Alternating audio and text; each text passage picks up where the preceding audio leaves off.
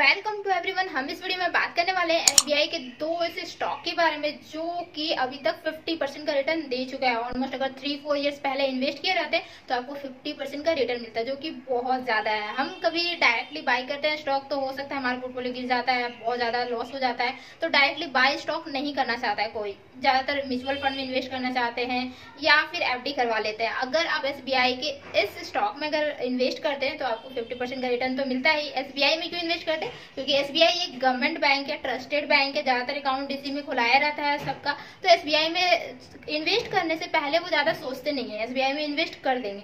तो वो दो जो स्टॉक का नेम है वो क्या है? SBI technology and opportunity fund and second है एसबीआई स्मॉल कैप फंड। तो ये दोनों को बहुत अच्छे से डिस्कस करेंगे एंड दोनों को कंपेयर करके बताएंगे कि दोनों में सबसे ज्यादा किस में रिटर्न दिया है और सबसे ज्यादा रिस्क किस में है। तो हम फर्स्ट लेके चलते हैं। फर्स्ट हमारा है SBI technology and opportunity fund. ये ऐसा स्टॉक है एसबीआई का जो कि बहुत अच्छा खासा रिटर्न दिया है। तो एनुअली जो रिटर्न दिया वो 25% का एनुअली रिटर्न मिला है एंड 5 इयर्स पहले अगर इन्वेस्ट करते हैं तो 5 इयर्स जो रिटर्न दिया है 24.46% का, मतलब 5 इयर्स वो 24.46% का रिटर्न देते आए हैं 5 इयर्स से। एंड अगर आप पिछले ईयर्स इन्वेस्ट किए रहते तो 25% रिटर्न आपको मिल जाता। अब आती है इसकी इन्वेस्टमेंट जो होती है वो डाइवर्सिफिकेशन में होता है। कोई भी एक सेक्टर में इन्वेस्ट नहीं किया जाता है, इसको डाइवर्सिफिकेशन करके इन्वेस्ट किया जाता है। अगर आप इसमें पैसा इन्वेस्ट करते हैं तो पैसा डूबने के बहुत कम चांसेस होते हैं। तो डाइवर्सिफिकेशन इस तरीके से कि फर्स्ट में इन्फोसिस में इन्वेस्ट किया जाता है, और ये हमारा टेक्नोलॉजी सेक्टर है ना, तो सेक्टर जो है वो टेक्नोलॉजी है। इन्फोसिस में टेक्नोलॉजी है तो टेक्नोलॉजी में ज्यादा इन्वेस्ट किया गया SBI technology and opportunity fund. तो टेक्नोलॉजी में इन्वेस्ट किया गया और इन्वेस्टमेंट जो है वो इक्विटी में किया गया है। एंड एसेट्स जो है मीन्स कितने इन्वेस्टमेंट किए गए? 21.3% का इन्वेस्टमेंट इन्फोसिस में किए गए हैं। सेकेंड जो है वो टाटा। तो टाटा में ये भी क्या है? टेक्नोलॉजी सेक्टर है और इन्वेस्टमेंट इसमें भी इक्विटी में ही हुआ है। कितने परसेंट? 11.5% की इन्वेस्टमेंट हुई है। उसके बाद आती है भारतीय एयरटेल जो कि हमारा कम्युनिकेशन सेक्टर है। तो कम्युनिकेशन सेक्टर में जो इन्वेस्टमेंट हुई वो भी हमारा इक्विटी में इन्वेस्टमेंट हुई है, बट कितने परसेंट? 10%। उसके बाद आती है माइक्रोसॉफ्ट में भी इन्वेस्टमेंट किया गया है यहाँ से। तो माइक्रोसॉफ्ट जो है वो टेक्नोलॉजी सेक्टर है, उसमें जो है वो फॉरेन इक्विटी में इन्वेस्टमेंट किया गया है। एक्चुअली में माइक्रोसॉफ्ट जो है वो फॉरेन है, तो फॉरेन इक्विटी में इन्वेस्टमेंट किया गया है। एंड कितने परसेंट? 8.4% की। देन उसके बाद आती है एचसीएल में भी इन्वेस्टमेंट किया गया है, टेक्नोलॉजी सेक्टर, इक्विटी कितने? 7.5%। जैसे विप्रो में भी किया गया है तो इक्विटी में किसमें? 6.4% का रिटर्न।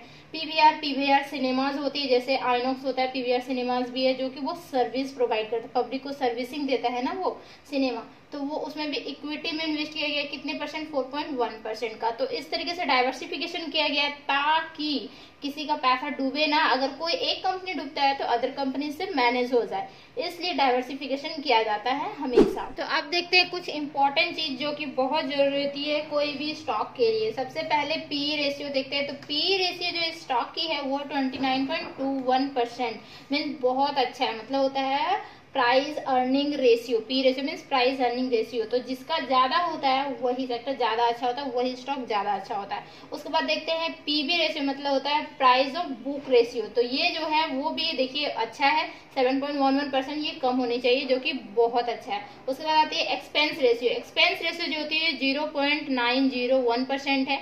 मीन्स क्या होता है? जो ब्रोकरेज होती है, फंड मैनेजर होती है, तो जितना आप इन्वेस्ट करते हैं उसका 0.90% वो क्या करेगा? एज अपना फी चार्ज करेगा। तो वो अपना पैसा वो खुद अपने पास ही रखेगा, 0.90% रखेगा। जैसे 1000 चाहते हैं तो 1000 जैसे इन्वेस्ट किए उसका 0.90% वो फंड मैनेजर अपने पास रखेगा, बाकी जितना बचा है वो आपका इन्वेस्ट कर देगा, वो भी डाइवर्सिफिकेशन में। देन उसके बाद आती है एग्जिट लोड। अगर आप ये लिए हुए स्टॉक, ठीक है, इसमें अगर आप एसआईपी करवाए हुए हैं और चाहते हैं कि हम इसे बंद करवा देना चाहते हैं, तो अगर विद इन 15 डेज में अगर आप इसे बंद करवाते हैं, रिडीम मतलब बंद करवाना होता है, अगर आप इसे क्लोज करवाते हैं 0.5% की आपको चार्ज देनी होगी। उसके बाद आती है टैक्स एक्सप्लेनेशन, मीन्स टैक्स जो लगती है वो किस तरीके से लगती है। तो देखिए एसआईपी अगर आप 1 ईयर से पहले करवाते हैं, मतलब क्या हो जाता है? शॉर्ट टर्म इन्वेस्टमेंट इसे बोला जाता है। तब कितनी लगेगी? 15% की आपको टैक्स पेमेंट करनी पड़ेगी। चाहे आपका जितना भी प्रॉफिट हुआ 1000, 10,000, 50,000, जितना भी प्रॉफिट हुआ हो, एक्चुअली में प्रॉफिट में ही टैक्स लगती है। ओके, ये क्लियर कर देती हूँ मैं। तो जितना भी आपका प्रॉफिट हुआ उसमें 15% टैक्स देना होगा। एंड अगर SIP क्लोज करवाते हैं आफ्टर 1 ईयर के बाद, तब आपको 10% की टैक्स देनी होगी। और इसमें भी कंडीशन है, टैक्स 10% टैक्स देनी है, बट किसमें 1 लाख तक कोई भी टैक्स नहीं देनी है। 1 लाख अगर प्रॉफिट होता है कोई टैक्स नहीं, 1 लाख प्लस अगर प्रॉफिट होता है तो जितने भी प्लस हुए उस पे आपको टैक्स देनी होगी। तो 1 लाख प्लस पे आपको 10% टैक्स देनी है। एंड अगर आप शॉर्ट टर्म इन्वेस्टमेंट कर रहे हैं तो 15% टैक्स देनी होगी, चाहे जितना भी आपका प्रॉफिट हुआ हो, और प्रॉफिट पे ही टैक्स लगती है। तो 1 ईयर के बाद ही सेल करेंगे तो ज्यादा अच्छा रहेगा। तो अब बात करते हैं SBI स्मॉल कैप फंड, जिसकी एनुअल रिटर्न जो है 24.95% की एनुअल रिटर्न दी गई है। एंड 5 ईयर्स में जो रिटर्न्स है वो 19.43% का 5 ईयर्स में रिटर्न्स है। एंड इसकी भी डाइवर्सिफिकेशन इस तरीके से है, डाइवर्सिफिकेशन है, सेक्टर्स रहेंगे, इन्वेस्टमेंट एंड एसेट्स। तो देखिए सीज फॉर्म LTD जो कि होता है कंज्यूमर डिस्क्रिशनरी, जो कि इक्विटी में इन्वेस्टमेंट किया गया कितने परसेंट, 4.6% की। देन वेदांत फैशन जो कि टेक्सटाइल है, तो टेक्सटाइल में इक्विटी में इन्वेस्ट किया गया कितने, 4.1% की। इसी तरीके से एलगी इक्विपमेंट है जो कि कैपिटल गुड्स है, इसमें 4% का इन्वेस्टमेंट है। ब्लू स्टार है जिसमें कि कंज्यूमर डिक्शनरी है जो कि 3.8%। उसके बाद होता है यूनिवर्सल जो कि है कार्बोनम यूनिवर्सल, मेटल एंड माइनिंग है जो कि 3.1% का इसमें इन्वेस्टमेंट है। एंड उसके बाद आती है फाइन ऑर्गेनिक इंडस्ट्री जो कि केमिकल इंडस्ट्री है, उसमें 2.9% की इसमें इन्वेस्टमेंट की गई। तो देख रहे हैं इसमें टेक्नोलॉजी में इन्वेस्टमेंट नहीं किया गया, इसमें कहीं और इन्वेस्टमेंट किया गया है और वहाँ पे टेक्नोलॉजी में ज़्यादा इन्वेस्टमेंट किया गया था। और ये जो है ये स्मॉल कैप से समझ में आ रहा हो कि ये हाई रिस्क होता है, थोड़ा सा ये हाई रिस्क होता है और हाई रिटर्न्स भी इसमें मिलती है। तो ये भी एक बहुत अच्छा खासा हमारा स्टॉक है जिसमें आप इन्वेस्ट कर सकते हो। जैसे कि देख पा रहे हैं हम, जैसे बताए थे high risk and high returns है, हाई रिस्क भी है और हाई रिटर्न्स है, क्योंकि ये स्मॉल कैप में है तो बहुत जल्दी हो सकता है कि मार्केट डाउन चला जाए, बहुत जल्दी हो सकता है हाई चला जाए, इसीलिए हाई रिस्क हाई रिटर्न्स है। एंड इसकी एक्सपेंस रेशियो, इसकी पीई रेशियो पीबी रेशियो नहीं, इसकी एक्सपेंस रेशियो जो कि 0.74% है, जो कि बहुत अच्छा है, अच्छा खासा है। देन एक्सपेंस रेशियो कम होनी चाहिए। और इसकी एग्जिट लोड जो है, एग्जिट लोड 1% आपकी लेगी कब, जब if redeem with in 1 year, 1 year से पहले आप इसको क्लोज करवा देते हैं, देन आपको 1% का टैक्स पेमेंट करना पड़ेगा, 1% आपको देनी पड़ेगी। देन इसकी टैक्स जो कैलकुलेशन है सेम टू सेम वैसे ही है जो SBI टेक्नोलॉजी का था, same to same SBI small cap का भी है। अगर SIP अगर आप क्लोज करवा देते हैं 1 ईयर से पहले तो आपको 15% टैक्स पेमेंट करनी पड़ेगी, जो भी प्रॉफिट हुआ उस पर 15% टैक्स पेमेंट करनी पड़ेगी।